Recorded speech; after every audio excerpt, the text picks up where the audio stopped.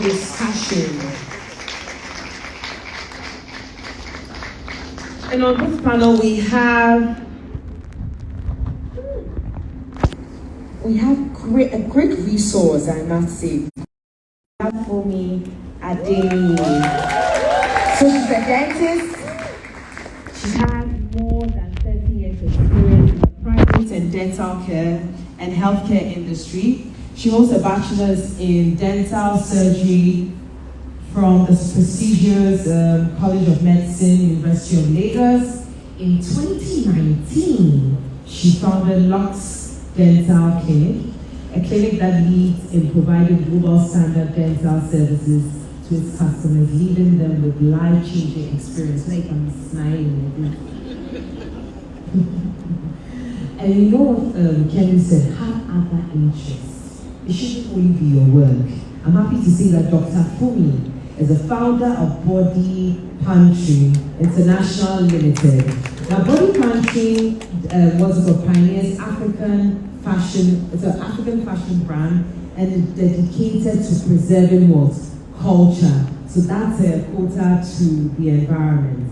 Now, Kemi inspires a lot of young girls, and that's how she's left her beautiful children at home with a very lovely husband that looks like her to come and inspire all of you on this panel for entrepreneurship and career. And through her journal public, she also has a podcast platform known as The More Show, and she has 2 best-selling published books. With an astounding round of applause, shall we welcome Dr. Fumi, who is married to her best friend, Dr. Damilola Adeyemi, the family doctor. Together, she is raising 3 wonderful children. Shall we welcome Kemi Anabanjo Joseph again to join the panel. Just give me 1 minute. I have 2 special guests, panelists that I need to recognize.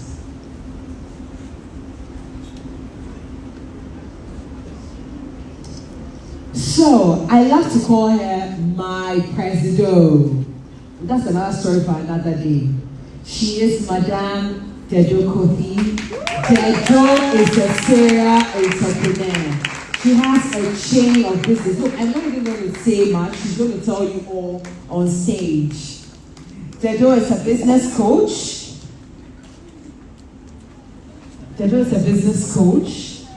Dejo inspires a lot of young women.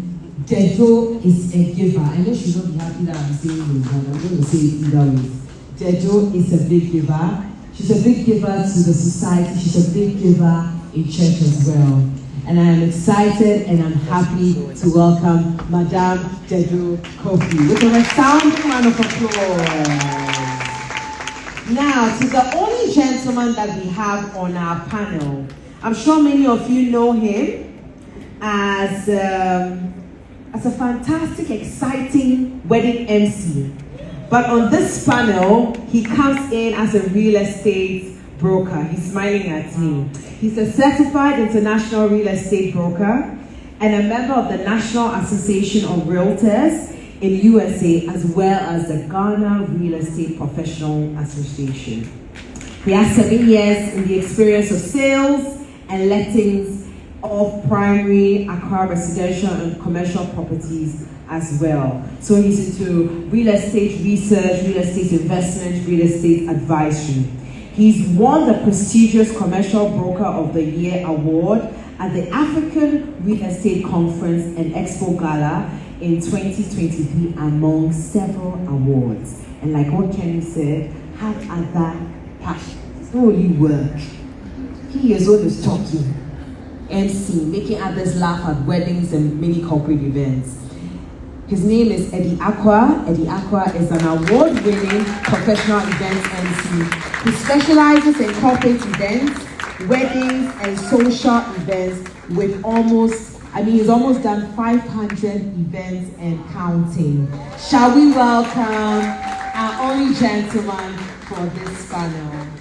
So, Dinah K, take it over from here. Thank you so much. Please, can we have another round for our amazing panel?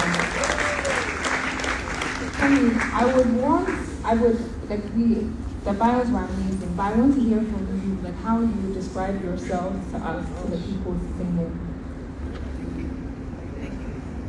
Hi, I'm Fumi Adeni, and I beautify smiles. I beautify lives using dental tools and technology. I give confidence to people. So many people come to me and with bad breath, or they have wonky teeth and they feel like I can't smile so well.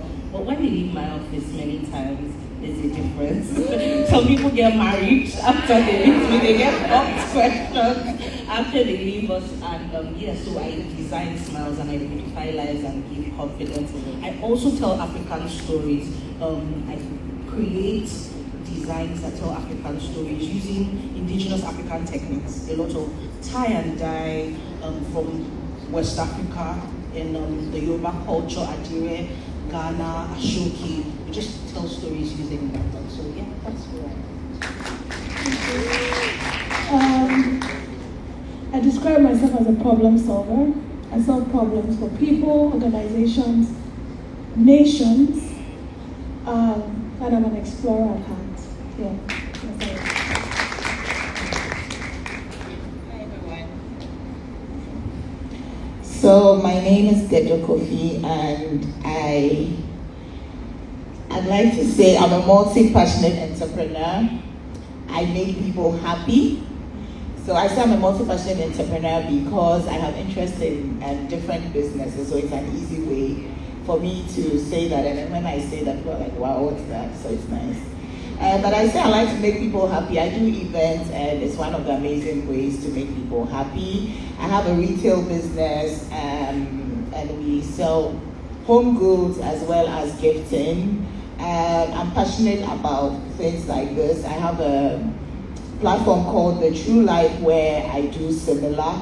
And so for me, events like this are very special. Even if I came in the way 5 or 10 people here, it's always an opportunity to speak to, even if it's one person, because I truly believe that if we can tell our stories, if someone can listen and it makes a difference in their hearts, that's all that we need. So this, Morinike, God bless you for coming all the way to Ghana to do this, because I know how hard it is to get students or young people to come for events like this to change their own lives. So thank you very much. So that's really what I do. And what else? I mean, the rest will come out as we speak.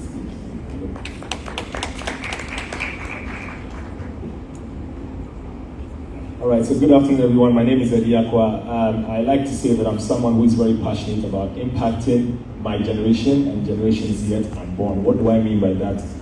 When I was probably the age of many of the young ones sitting here, I never had this opportunity to sit in such amazing conferences to hear from people that will inspire you. So I realized that life wasn't all about chasing a career or making money, but the greater purpose was to impact others and help others also come up, because we rise by lifting others. So I do that through my real estate business, where we sell properties, help people rent properties, advise on properties, and also do some construction. And of course, through my events, weddings, social events, corporate events. And whenever I have the chance to meet people, I want to make sure they leave with a lasting impact, that they met me and there was an encounter. Thank you. Thank you. So I will start with you, Eddie. What you guys may not know is, so Eddie actually gives me advice. Like, he's somebody I go to. He's kind of like my mentor as well. So when I found out that he was also on my panel, I was like very happy, because I get to interview my mentor on a panel. And what I know from personal experience is that you left a thriving career in the UK to move to Ghana. And it's a question that people have, like, how do you decide between choosing a traditional career path and then also going the route of entrepreneurship? Great question. For me, I've always said this. Growing up, you have to align with God. So I heard Selassie speak about that, because what happens is there are so many distractions. When you are young, everybody's telling you everything they think about your life. Parents have their own opinions. When I was growing up, they said I should be a doctor. I started doing integrated science, and I said, what is this? It's not for me. So I had to confidently tell my mom and my dad that if this is the route you want me to go, I can confidently guarantee you I'll bring disgrace to this family. So they allowed me to do other things that I liked. So moving to Ghana was a very tough decision because it's quite abnormal to be 24 years old and have a very lovely, job somewhere in central London and, living in cool with the life. But then God tells you that your purpose is not here. Your purpose is not waking up and going down, the rush hour route and we call it the rat race, catching trains up, down, left, right, center. But I felt like there was something to do in Ghana, which was beyond real estate, but it was along the lines of impacting others, helping others come up. So I made the decision of moving back to Ghana, and at the time everybody thought I was crazy. But because I had prayed and there was direction from God, the message was so clear that this will not make sense to anybody, but in 3 to 5 years, I, the Lord, will come alive, and everybody will say congratulations. I didn't know what it meant, but I took the leap of faith and I came back. And of course, when you move from the UK to Ghana, trust me when I say this, it's very frustrating. Because we live in a country where there's no system, but you create your own system and make it work. Over there, the system works, so you just adapt, and everything is smooth. So it took a while, but God came through. 3 to 5 years down the line, I started to understand why I had to move back. I discovered things like emceeing. I started to get on platforms where I could, showcase my talent and just touch so many lives, from 80-year-old birthdays to corporate events with 500 guests. Once in a while, the president is one of the, keynote speakers, and you're like, wow, what am I even doing? But then you realize that when purpose leads and God comes through, everything else makes sense. And that's when the opinion of man doesn't make sense. So for me, when you are young, in as much as it's good to explore, have all the fun, which is great, it's time to find yourself and align with God, because if you don't have that direction, you miss a lot of what I call your Kairos moment. So when you're young, your Kairos moment comes a lot, but because you're not ready, you don't see it. So I want to encourage everyone to hear that. Align with God so that you can have direction, because not everybody is meant to move to Ghana, and not everybody is supposed to go to go abroad to have a career. Everybody's journey is different. Pray and let God lead you, so that when you make your decisions, it can bring glory to God and you can impact your generation. Thank you. Thank you so much. Thank you so much. This question is for you. So recently on Twitter, there was a young lady, I think she's about to be 30, and she posed a question on Twitter that she's in a career, but she's very frustrated and she's afraid of starting a new one because of the amount of years it's going to take, and how does she know that it's even going to yield something, like she should make the move, she should not make the move? And if she was asking you, what would you tell her? You said wow. Because for a question like that, there's no yes or no answer to it. It's always up to you. And if you're in a career and you want to move, why do you want to move? Are you moving just because you're frustrated, or because there's something else that you want to do and you believe that it's going to make you money? Because bottom line, we all want to make money. But you want to make money doing something that you enjoy, or you want to make money doing something that will also impact the lives of other people. So yes, the feeling of, frustration is always a good thing. It means there's something that you need to know, you need to do, but you're just trying to find, you're struggling with it so that you can make the best decision. So that's fine. What is not good is just staying in the same place.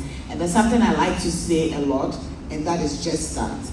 Because from where I started, I didn't know where the end was going to be. So if I was asking questions like, would I have money? Can I be able to buy a ticket to Dubai? Will I be able to do this? Can I do this? Then you would never do it. Because if you don't start, you would never know. The good thing is you can always make changes. So you can change if it's not working, you can try something else, like Kemi said. So my advice would be, if you feel like it's enough here and you want to do something else, just start it. One of the problems that we have right now, which is even so magnified, is the fact that we are comparing ourselves to other people. And what we're comparing ourselves to is not even real. The fact that you're seeing someone, because now people are their social media pages. And so, if every day I can see that Ugo is here, dressed so beautifully, she's done this, she's here, then that is the life. And you have already created your own imagination of the life that she has, which is not really exactly what she has. I mean, yes, she has a fabulous life, but it doesn't mean it doesn't come with other things. And she has paid the price for it. So stop looking at everybody else. Stop making stories out of what people are posting, and look at your own story and build it. What you want to do, this is what you want to do. You can't start from 0 and be at 100. Maybe it's happened for some people, but really, you would have to take it step by step, step by step. So look at yourself, say, okay, I want to do this, I'm going to try this. You've heard a lot about mentors and everything. Find all the ways that you can be able to learn to do what it is that you're doing. And facing a roadblock or finding something difficult is not the end of the world. So just start doing that thing that you want to do. If it becomes not what you wanted to do, you go on to the next. You're definitely going to find your feet. Yes, and just to add to that, I think that's amazing. But the thing is, also trying to understand that the seasons are not the same. And sometimes you may be in a growing season, but because you're in a rush, you end up chewing your own seed. Instead of allowing your seed to grow, because you're looking at somebody else's seed that's sprouting, because you don't understand the season that you're in, you would rush and destroy something that could have been way bigger. So I think that is very important. Yeah, the whole rush thing. Let's slow down. It's nobody's time is your time. Your time is your own. Even with my peers, I have peers who are like, wow, and I am in admiration of them. I am not worried. I'm enjoying my own whatever I'm in. Do you understand? So enjoy your time. Do you be happy for the other people? Don't imagine how or why they got what they are getting. Just do you, and don't be in a rush. Because sometimes what you are admiring, really, that's the truth. It's not exactly what it is. The fact that you see me in Dubai, in this, did you know what I was doing before I posted the picture? Please, let's just focus on our focus. You wanted to add something? Based on the story of a lady. Based on the story told of a lady that was in a career path and she felt frustrated, wanted to start a business. That exact same thing happened to me in 2016. I've been practicing dentistry for about 5 years. At this point, I was pregnant with my second daughter. And this job was really hard. I was the only dentist in the hospital. It was a hospital, and I didn't have an assistant. I would do the RCT, I would develop x-rays. It was tedious. Many times I would get to work from 8, and my husband would come to pick me then, and sometimes he would still be waiting for me at 8 p.m. And I just felt like this was a lot. And I needed a break. I just needed a break. But at that point, it was the longest time because my husband was running a master's. I was pregnant with my second child. We had a nanny. At this point, all the money is needed. But I felt like it was time to focus on entrepreneurship. So I sold here and there as a student. But my fear was, what if I fail? And then I'll always hear that voice in my heart, what if you fly? And so I took that break. I resigned. My husband was like, okay, I trust that we're going to, that we will be okay. And I took the break. And in this point, I went all in. I was taking courses on entrepreneurship. I dabbled into real estate. I sold about 6 plots of land at a point in Lekki, and the commissions were really great then. And so at the end of that year, I was like, wow, I didn't fail.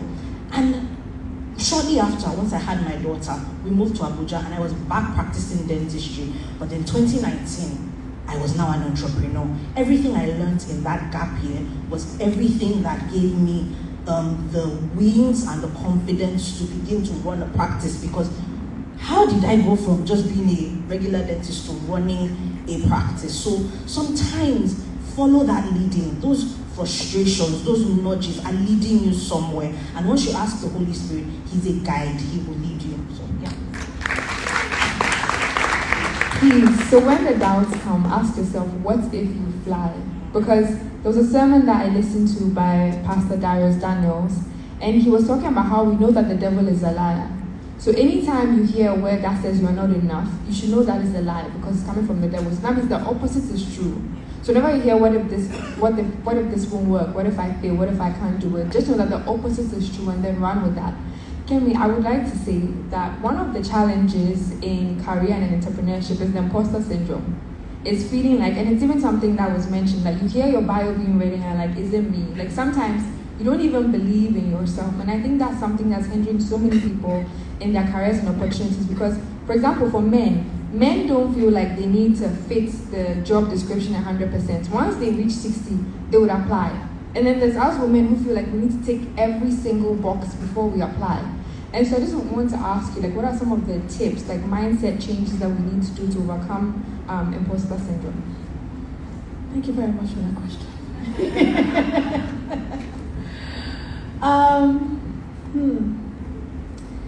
First things first, imposter syndrome is not going away.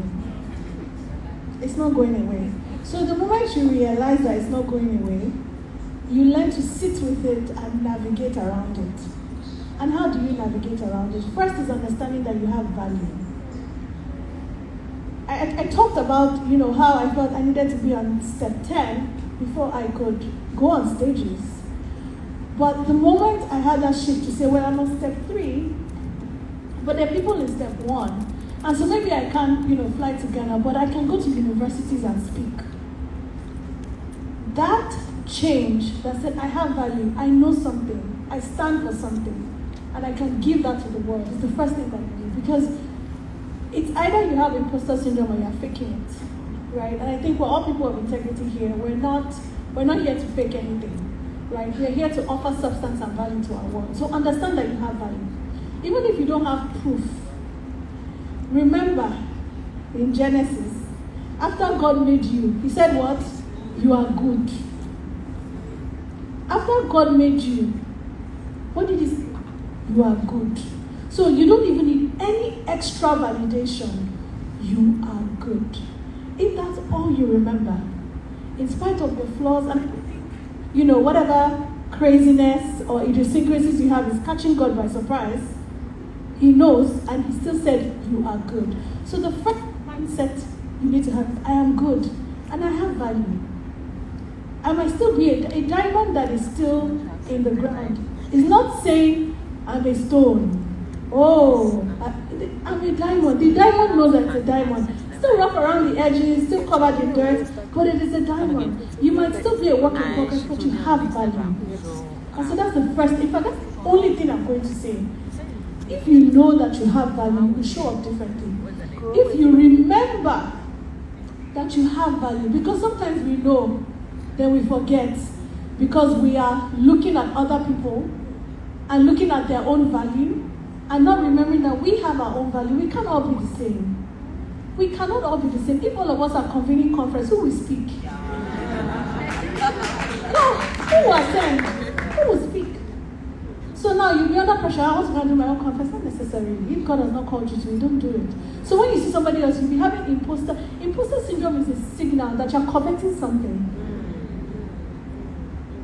So it is important you ground yourself in your value. This self-identity is so important. And if you don't have any other proof, you are good. God said you are good. Do the work to make sure that that goodness manifests. Learn, take all these courses, all of those things, and you begin to show up better and more confident. The other thing that imposter syndrome tells you is that there are gaps. There are learning gaps. That's what it also tells you. When you see something like, I don't think I'm fully qualified. There are gaps. You can either sit there or go and do the work. I talked about 2/10. You can either sit there or go and do the work. So when you also get that nudge around imposter value, it means there are learning gaps that you should close. But while you're closing those gaps, start adding value. Thank you. That was deep. That was very deep. Thank you. Guys, I'm so sorry. I feel like we could have continued this conversation for a really long time, but we need to wrap up. And so I would ask the same question of all of our panel is that what is the one thing you'd like to tell anybody in this room on how they can maximize their 20s, especially with regards to their careers or venturing into entrepreneurship? Alright, so I would say start small, start where you are. So I started my dental clinic in partnership with someone who could bank wallets in 2019, but beginning of 2021, the partnership failed because there were regulatory laws that they weren't willing to abide by, and I wasn't going to cut corners. I was going to do it by the books. And so I was flung out in 2021 on my own, pregnant with my third child at this point, and I needed to start a dental clinic. Banks weren't giving loans to healthcare facilities because COVID had just happened and there was a lot of default. So I just had savings that was enough to pay for rent on a high street in Lagos. And my competitor, in quotes, I don't believe in competition and like that, was someone who started his dental practice the year I was born. Who gave me the right? And also I paid for rent, and I had a space. I couldn't fund the space. I had my instrument, and so I reached out to my mom and said, I've been in partnership with this lady for 3 years. This is my financial report. I had everything that I had made, and I had the profit, and she saw it, and I said, okay, can you give me a loan? Let me start out with 1 room, and then I will pay you back. And she gave me a loan. I got my first dental chair. Everything in dentistry is expensive, in thousands of dollars. So I got my first dental chair, my x-ray, and we bootstrapped. I was pregnant in this period. I paid my mom back her money. From the money we were making, I was plowing everything back. I restocked the other place, and we set up the whole facility in about 6 months. So start where you are. Start with what you have.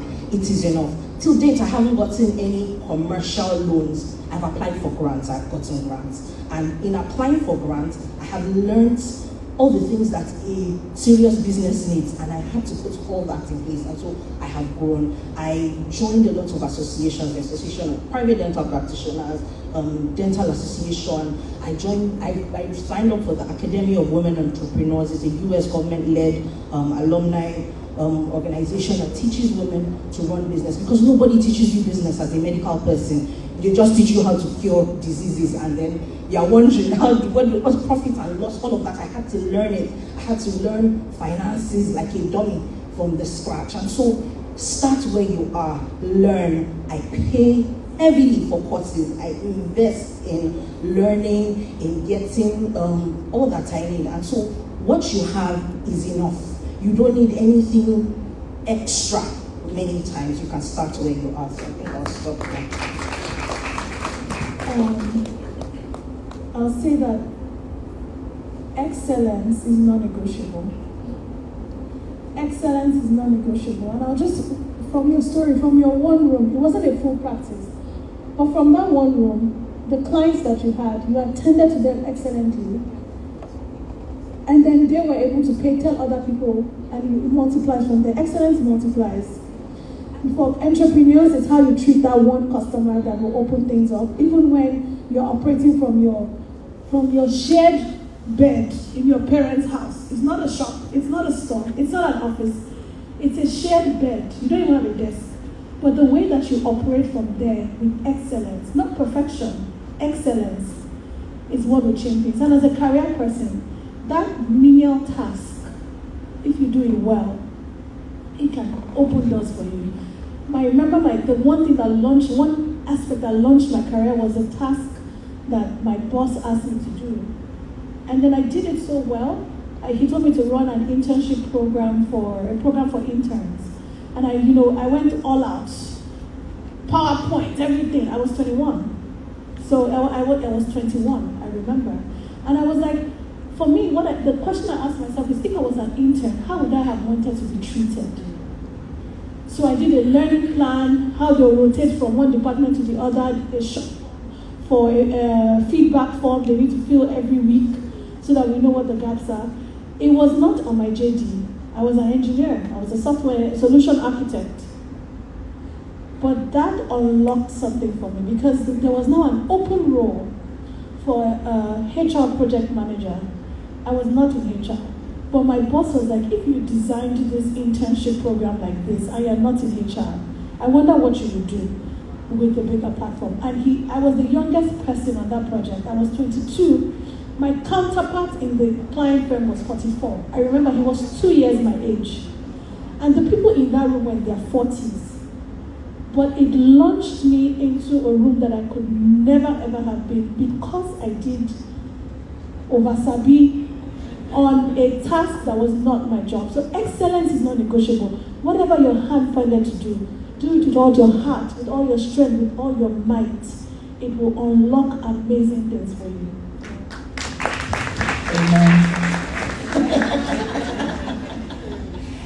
And so just following up on that, I would say that there is nothing like being lucky. You're only lucky when you have prepared and then you meet opportunity. That's when you're lucky. Because someone would see her and say, oh, she's very lucky because she's nice, or she was able to talk to this person. But she had prepared. Nobody, no serious business person would give you access to their business or ask you to do something if you're not qualified. So remember that. And then what I would also say is that I know that you've heard a lot, so I can add all the technical jargons and probably forget it. But if you remember what the Bible says for all of us, that which of you by worrying about which of you by worrying can add like one strand of hair to your hair? It's just to say that don't worry. We over worry. I know as a young person, I worried about growing. I wanted to grow. When will December come? These days, December comes so quickly. And I used to worry about when December will come and I will grow. When we were going to go on midterm, I can do my hair. Those were the things that we were still worried. But at every point in time, worry not. Because by worrying, you cannot change anything. Just remember that. And as you go through your process, don't ever let worrying hold you back. Worry, things will come that will make you worry. But just remember that there's nothing you can do about it to change it. But then just keep believing on what you believe and doing the best that you can do to change the situation. I'll just end. I don't know if Selassie were able to put my affirmation. Now, there's an affirmation that I say to myself all the time. They have worked for me. I don't know about you, but when I was much younger and I started saying affirmations maybe, I don't know how many years. I know, right? Don't say it. But I've been saying affirmations for so long, and those things changed my life. I can share it with Renny to maybe share, because you may have their details. But they are very good. I'm going to do the last bit of my affirmation. Now I've grown, like I'm a big girl, so I don't need to say it all. The devil already knows. But sometimes I need to say it before I get out of the house. So I want you to say it with me. And this is the end of like my affirmation. So it says, I'm a mover and a shaker. And when I'm doing this, I'm looking in the mirror. I'm a mover and a shaker in my generation. I'm a woman of value. Active. Attractive. And in demand. I feel happy and healthy. I feel loved and loving. I feel motivated and motivating. I feel terrific. I can. I will. I must. I am succeeding today. Amen. So create your own affirmation and say it to yourself. When you wake up, sometimes you wake up and it's like, and then you look in the mirror and you are like,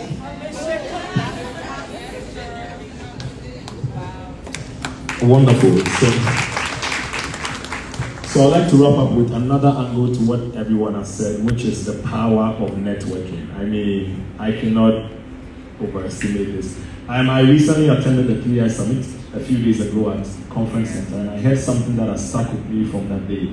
It said, and I quote, networking is an innovative investment with long-term impact. So I would always say to people, especially when you're young, that between your 20s and 30s, you have to become very intentional about networking. And not just networking, but networking up.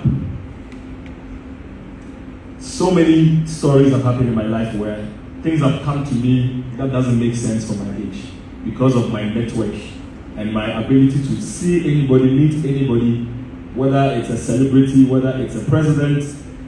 I remember the first time I met the vice president at KMPC. I spoke to the man for 8 minutes, and his bodyguard asked me, what were you telling the man? He never stopped to say hello to anybody.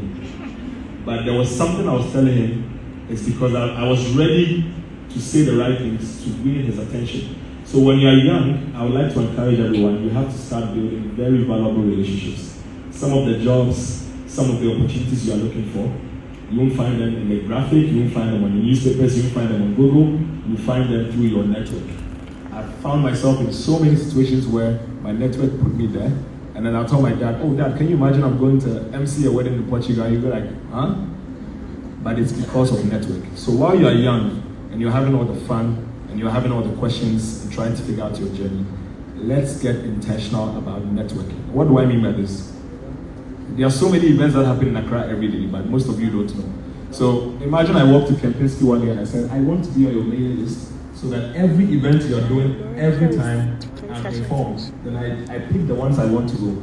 Now let me show you what I do very well. I know what time event starts. I know what time there's coffee break. So I show up at coffee break, 30 minutes networking, 20 business cards out, I'm gone. I don't care what the keynote speaker said. That won't change my life.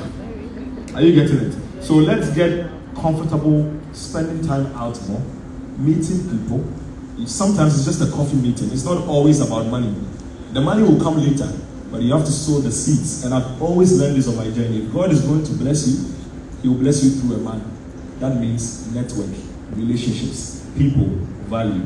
Keep this and trust me when I say this. Life will get better because the only way is up. Thank you. Thank you so much. Thank you so much to our incredible panel. Thank you so much for having us. Thanks so much for the invaluable tips. I hope that you all took something today.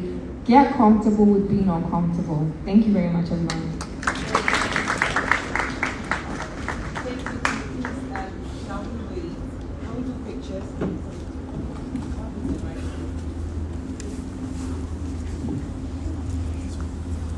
Yes.